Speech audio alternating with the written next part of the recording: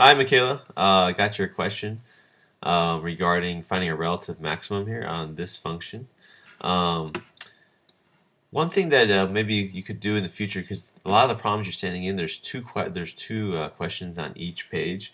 If you could just I believe you're sending this in through a picture text. You can go ahead and add some text. Tell us which problem you'd like us to do.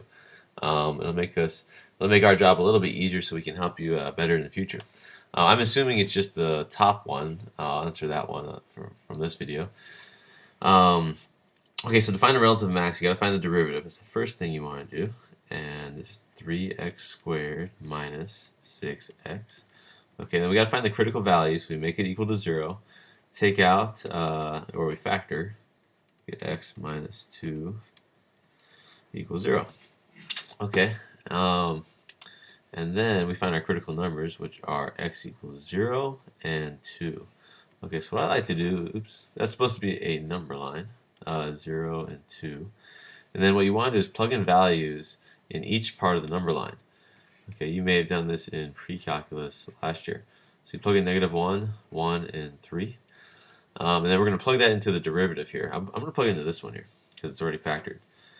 So we'll get a negative times a negative, which will give us a positive in this region. Plug in 1, positive times a negative, which is a negative. Then plug in 3, positive times a positive, which is a positive. Okay, so that means it's increasing here, it's decreasing here, and it's increasing here. So where there's a relative max would be at x equals 0 here, because it goes from positive to negative. There'd be a relative minimum at x equals 2, but since they're only asking us for a relative max, we're only going to answer that guy. So then there's a relative max at x equals 0. Alrighty.